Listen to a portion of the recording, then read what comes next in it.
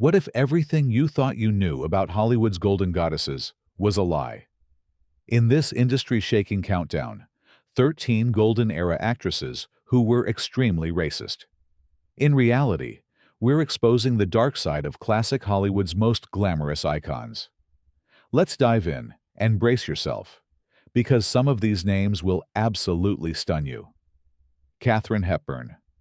She's hailed as the queen of American cinema, an icon of independence, intelligence, and wit. Katharine Hepburn's name is synonymous with boundary-pushing roles and fierce individuality. But what happens when the icon doesn't live up to the legend? While Hepburn shattered gender norms and challenged Hollywood's standards for women, her track record on race is far less inspiring.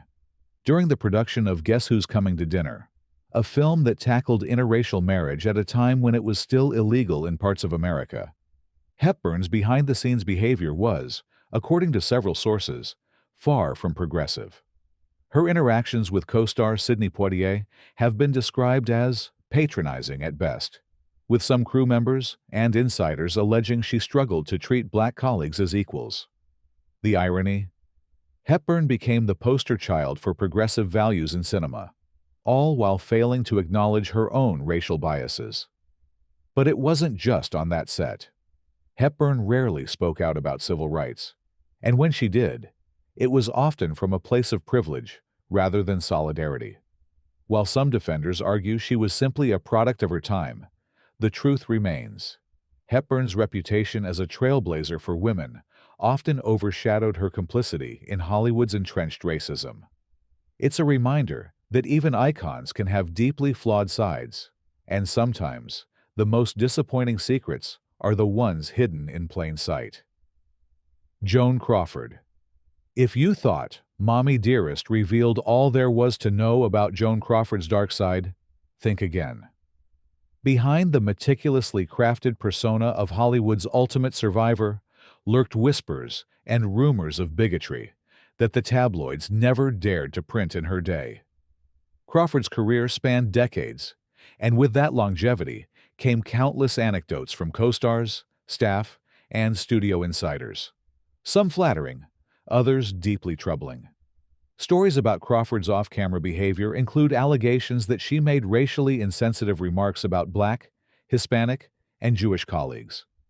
It's said that she was uncomfortable with integration on set and often kept non-white staff at arm's length.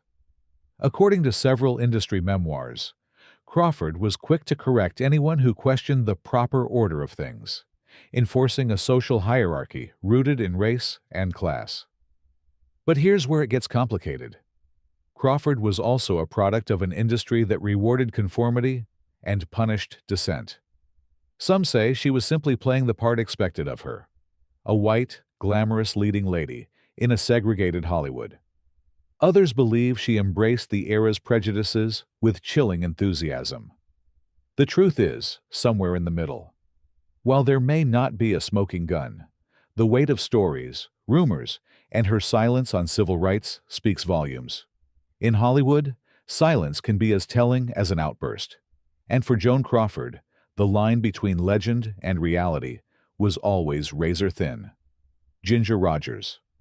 When you think of Ginger Rogers, you might picture dazzling tap routines, elegant ballroom scenes, and sparkling chemistry with Fred Astaire. She was the epitome of Hollywood grace, a woman who seemed to float above the ugliness of the real world.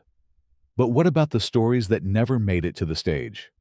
Rogers' name surfaces in more than a few Hollywood rumors about racism and exclusion.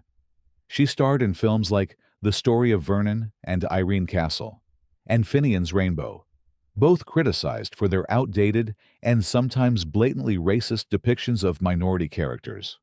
But the whispers went further. Black extras and behind-the-scenes staffers have passed down stories claiming Rogers was cold or dismissive toward non-white colleagues.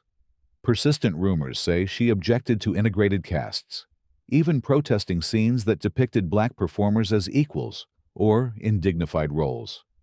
Did Rogers truly hold these beliefs, or was she merely reflecting the attitudes of a racist system that demanded conformity from its stars? Some biographers argue she was simply cautious, afraid that any show of solidarity would jeopardize her standing. Others say she quietly reinforced the racial pecking order in Hollywood, making no effort to challenge the system or her own prejudices.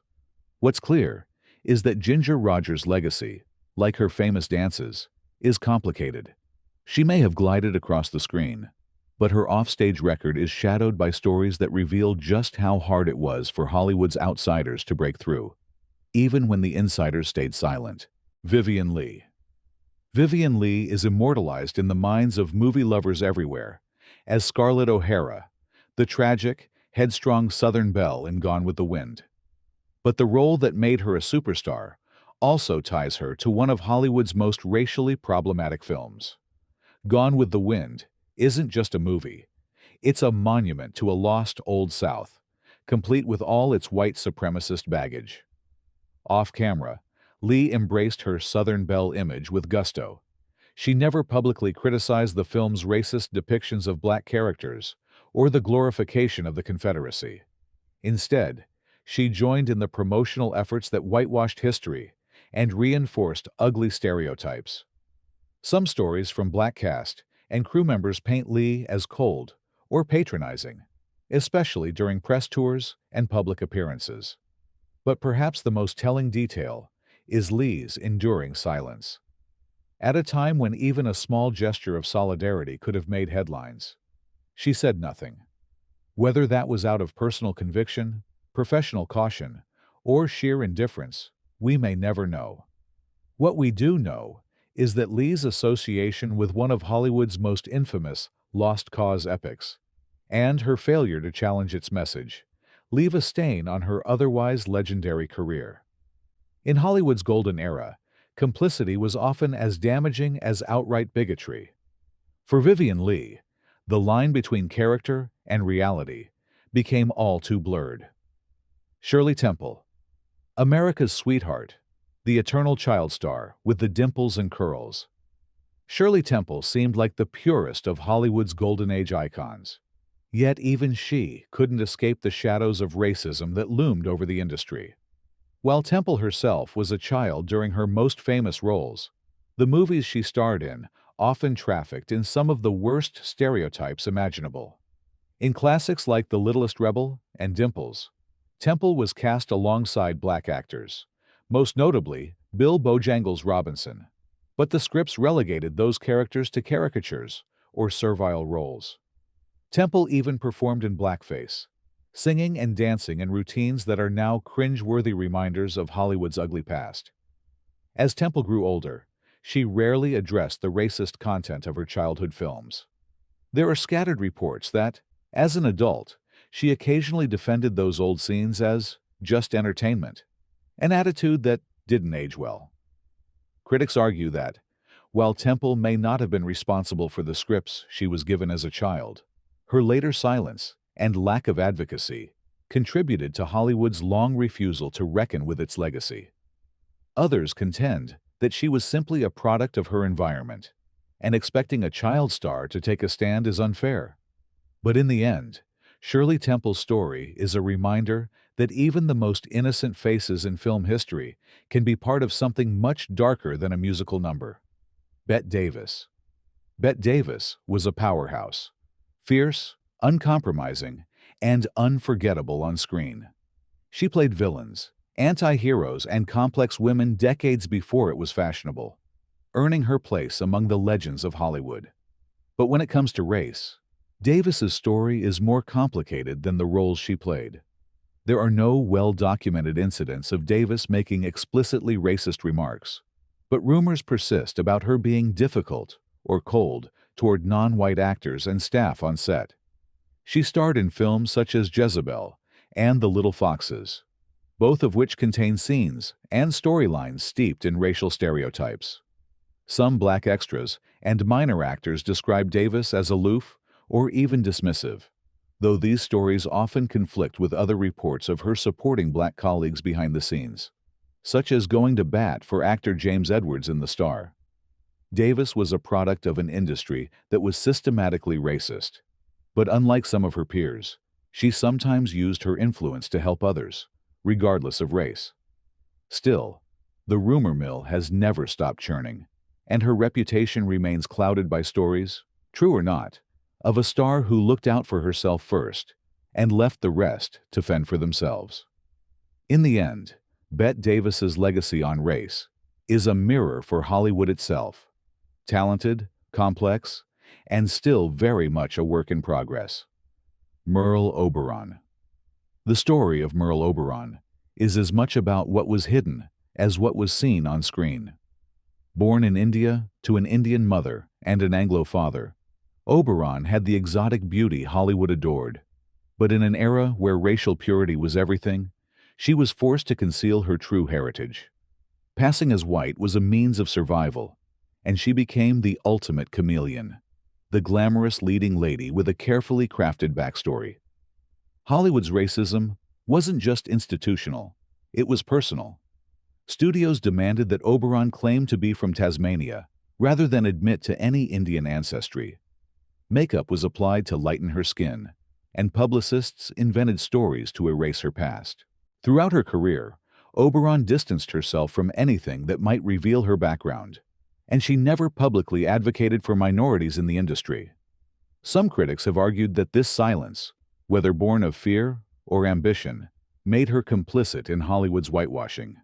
Yet, Oberon's story is also a tragedy. She lived in constant anxiety, knowing that even a rumor about her ethnicity could destroy everything.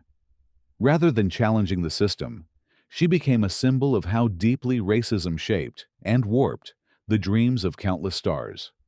In the end, Oberon's greatest performance was off-screen, hiding in plain sight in a town that had no place for anyone who wasn't white. Loretta Young. Loretta Young is remembered for her ethereal beauty and devout Catholic faith, a model of grace in a world that often rewarded the opposite. But beneath the glamorous surface, Young was also a survivor of Hollywood's most notorious scandals and secrets. When it comes to questions of race, her record is less about open prejudice and more about silent complicity. Young came up in an industry where white actresses were elevated at the expense of actors of color, and her filmography, like so many others of the time, is filled with stories that reinforce stereotypes and leave non-white characters in the background. There are no documented allegations of overt racism against Young herself. However, rumors about her personal beliefs and private comments have occasionally surfaced. Never confirmed, but enough to raise questions about how she viewed the world beyond the camera's lens. Her greatest failing, perhaps, was her lack of advocacy. While contemporaries like Lena Horne fought for change, Young rarely spoke up about the discrimination happening all around her. Some say she was just keeping her head down in an unforgiving business, while others argue that her silence helped maintain the status quo.